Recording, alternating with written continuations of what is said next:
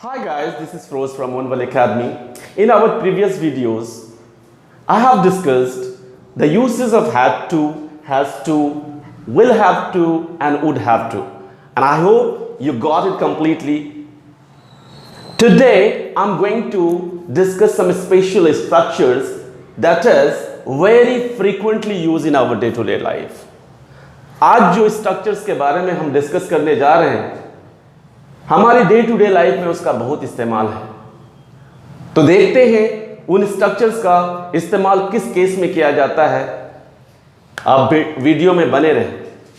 जैसे पहला मैंने बोर्ड में लिख चुका है कि वुड हैव हैड टू का मतलब क्या होता है। Is am are plus having to, was were plus having to, may might could have to, may might could have had to. These are the structures what I'm going to discuss. The first one is would have had to. इसका अगर हिंदी में meaning जानना चाहेंगे तो वो मैंने board पे लिखा हुआ है कि would have had to. The meaning is करना पड़ता होगा या करना पड़ा होगा। इस टाइप का सेंटेंसेस बहुत हम लोग सुन पाते हैं। जैसे अगर मैं बोलूं कि जैसे मैं बोलूं राम को मिस्टर राकेश से मिलना पड़ता होगा या मिलना पड़ा होगा। राम को मिस्टर राकेश से मिलना पड़ता होगा या मिलना पड़ा होगा, उसे वहां जाना पड़ा होगा। इस टाइप का सेंटेंसेस आप बहुत यूज करते हैं। तो पहला लिखते हैं, जैसे पहला को डिस्कस करने जा रहे हैं। जैसे राम को श्याम से मिलना पड़ता होगा, या फिर इसको सेंटेंस ऐसे भी लिख सकते हैं राम को श्याम से मिलना पड़ा होगा। अगर ऐसा सेंटेंसेस है, if such type of sentence is there, then the structure that is to be followed is would have had to.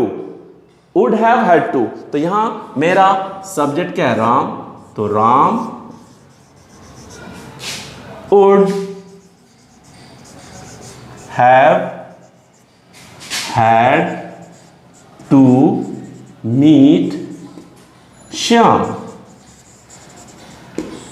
Ram को श्याम से मिलना पड़ता होगा या मिलना पड़ा होगा। तुम्हें कल स्कूल जाना पड़ा होगा। तुम्हें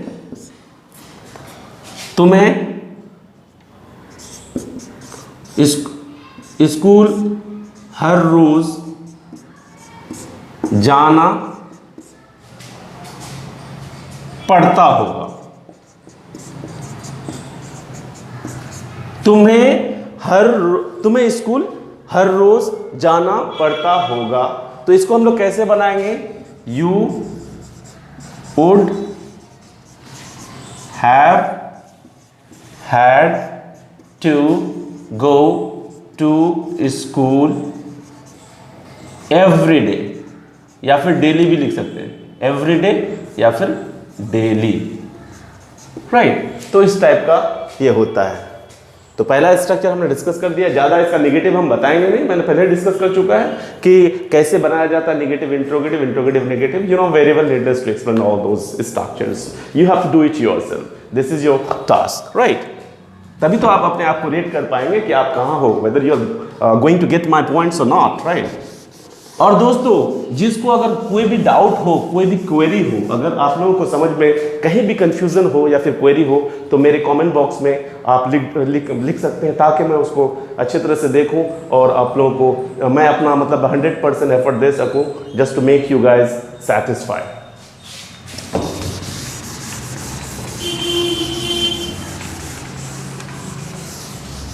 अब जो दूसरा स्ट्रक्चर्स हम डिस्कस करने जा रहे हैं वो है is am are plus having to. इसका मतलब होता है करना पड़ रहा है। अक्सर हम लोग सुनते हैं, भाई मैं स्कूल जा रहा हूं, मुझे जाने का मन नहीं है, मैं स्कूल जा रहा हूं, मुझे जाने का मन नहीं है school. I am having to go to school reluctantly, I mean unwillingly या विलिंगली। मतलब क्या हुआ, मुझे न चाहते हुए भी स्कूल जाना पड़ रहा है, मुझे न चाहते हुए भी इसके साथ रहना पड़ रहा है, मुझे नहीं चाहते हुए भी उसके साथ खेलना पड़ रहा है। इस टाइप का सेंटेंसेस हम बहुत इस्तेमाल करते हैं। मुझे नहीं चाहते हुए भी हाँ, कॉलेज जाना पड़ रहा है। ऐसे सेंटेंसेस को जब हम ट्रांसलेट करेंगे इंग्लिश में, जो स्ट्रक्चर फॉलो करेंगे वो है is am are plus having to, मतलब करना पड़ रहा है। जैसे मैंने लिखा, पहला सेंटेंस आपको बोला कि मुझे ना चाहते हुए भी स्कूल जाना पड़ रहा है।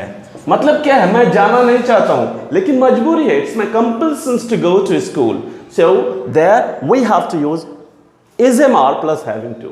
मुझे न चाहते हुए भी स्कूल जाना पड़ रहा है, तो मतलब मुझे जाना पड़ रहा है, पहले वो बनाइए, I am having to go, I am having to go to school unwillingly, या फिर इसका एक और वर्ड होता है रिलक्टेंटली, या फिर इसका एक और वर्ड होता है विली नीली, राइट। तो दिस इज मोर कॉमन, इसको इस्तेमाल करें।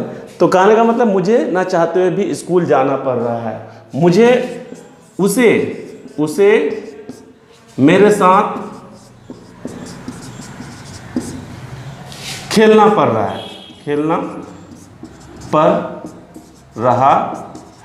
मतलब चाहता नहीं है, he doesn't want to play with me but it is compulsion, it's a compulsion to play with me, तो उसे मेरे साथ खेलना पड़ रहा है। तो क्या होगा, he is having to play with me, right।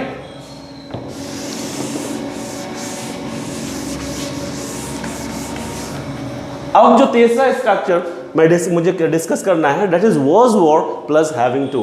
करना पड़ रहा था, मुझे न चाहते हुए भी मुझे वहाँ जाना पड़ रहा था, मुझे ये काम करना पड़ रहा था, मुझे कड़ी मेहनत मुझे करना पड़ रहा था, मुझे वहाँ जाना पड़ रहा था, मुझे खेलना पड़ रहा था, मुझे हंसना पड़ रहा था, न चाहते हुए भी। तो ऐसे स्ट्रक्चर को, मतलब ऐसे सेंटेंसेस को फ्रेम करने के लिए हम लोग को ये स्ट्रक्चर का इस्तेमाल करना है, I mean was were plus having to, that's it. जैसे मुझे वहाँ जाना पड़ रहा था, तो क्या होगा भाई, आई के साथ was, I was having to go there. तुम्हें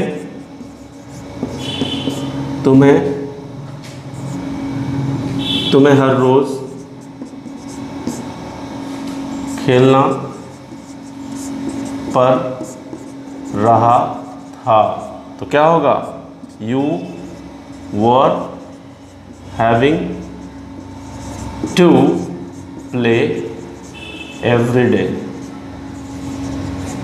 और जब निगेटिव इसका बनाएंगे तो क्या होगा, जैसे मुझे वहाँ जाना पड़ रहा था, ये अफर्मेटिव है, negative, I was not having to go there, मुझे वहाँ नहीं जाना पड़ रहा था। इसका इंट्रोगेटिव करेंगे तो इसको शुरू में कर देंगे, तो क्या होगा, was I having to go there, why was I having to go there, why not, या फिर why wasn't I having to go there. तो इस टाइप का सेंटेंसेस वो तो आपको खुद बना सकते हैं, तो इसलिए मुझे निगेटिव या इंट्रोगेटिव ये सब पे डिस्कस नहीं करना है।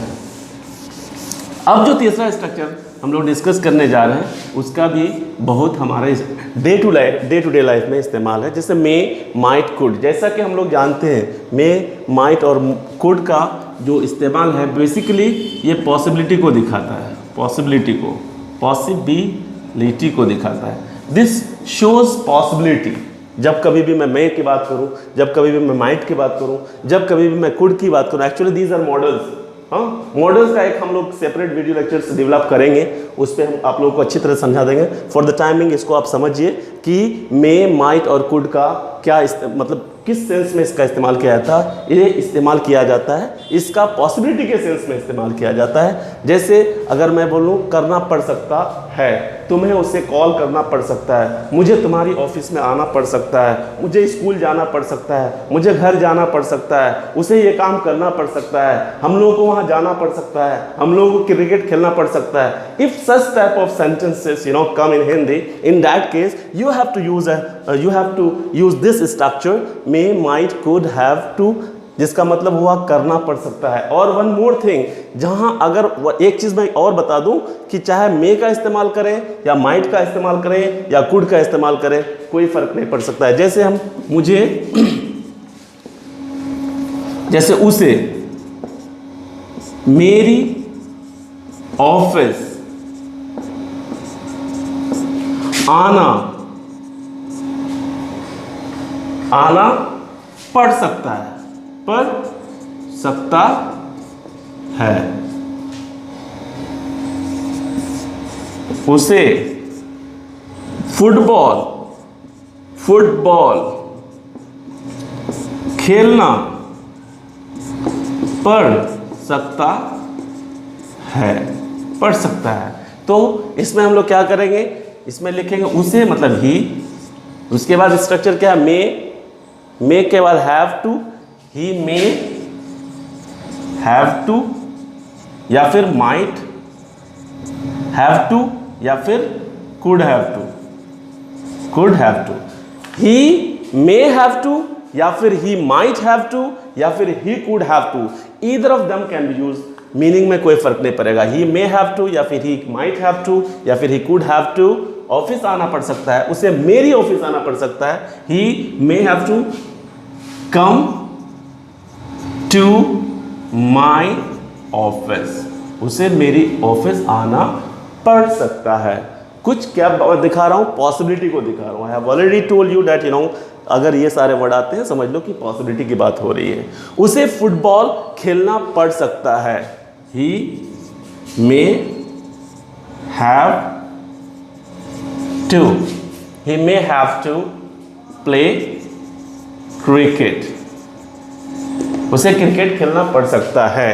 ठीक है, यहाँ मे के जगह कुड भी लगा सकते हैं, माइट भी लगा सकते हैं, सेंस वोंट चेंज, सेंस नहीं बदलेगा। तो मैंने आपको ये भी बता दिया। और नेगेटिव तो जानते हो, उसे मेरी ऑफिस आना पड़ सकता है, he may have to come, he may not have to come, नहीं पड़ सकता है, तो नहीं के केस में आप लोग नॉट लगा देंगे। और बाकी जो आप लोगों को पता ही है कैसे बनाया जाता है। ठीक है, अब जो डिस्कस करने जा रहे हैं वो है आपका may, might, could, have, had to, करना पड़ सकता था, उसे वहाँ जाना पड़ सकता था, मुझे ये काम करना पड़ सकता था, तुम्हें एग्ज़ाम देना पड़ सकता था, तुम्हें इसकी मतलब भरपाई करनी पड़ सकती थी। ठीक है, तुम्हें अपने पापा के लिए गाड़ी खरीदना पड़ सकता था, तुम्हें अपनी मम्मी के लिए साड़ी खरीदनी पड़ सकती थी। इस टाइप के सेंटेंसेस को हम लोग जो मतलब इस टाइप के सेंटेंसेस में जो स्ट्रक्चर फॉलो करते हैं वो है आपका मे, माइट, कुड। ये तो सेम है, मे, माइट, कुड, यहाँ भी सेम है, मे, माइट, कुड यहाँ भी है, यहाँ भी है, यहाँ भी है।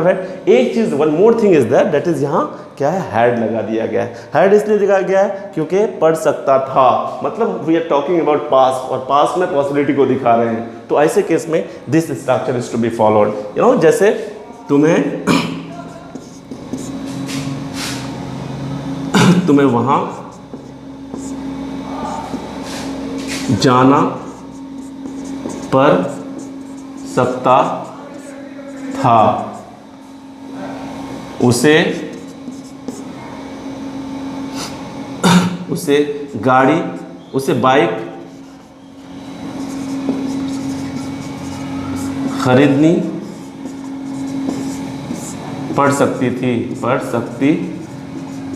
थी, मतलब पास्ट एक्शंस को बता रहे हैं और उसमें पॉसिबिलिटी को दिखा रहे हैं। तो ऐसे केस में हम लोग may, might, could, have, had to का इस्तेमाल करेंगे। तो तुम्हें वहां जाना पड़ सकता था, मतलब यू मे या फिर माइट या फिर कुड, उसके बाद हैव, उसके बाद हैड। ठीक है, you may have had to go, जाना का मतलब गो देयर, तुम्हें वहां जाना पड़ सकता था। उसे बाइक खरीदनी पड़ सकती थी, उसे बाइक खरीदनी पड़ सकती थी, उसे बाइक खरीदनी पड़ सकती थी। तो ही might have had to buy a bike।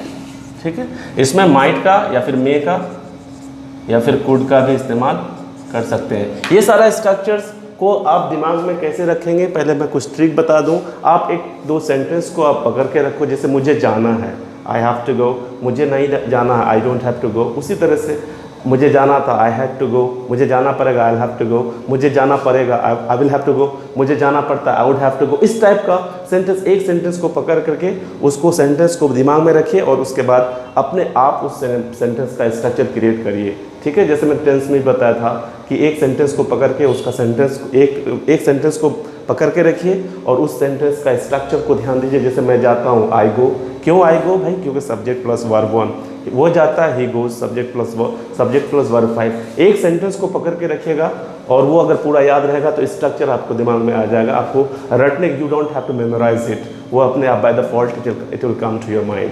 ठीक है, तो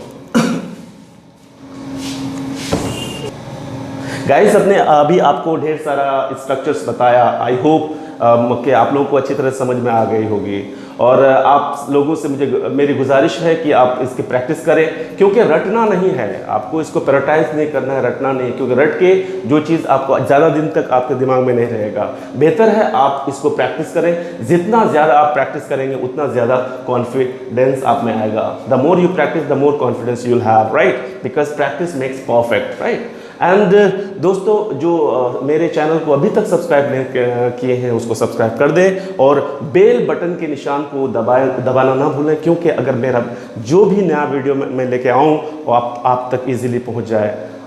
thank you so much and thank you for watching this video.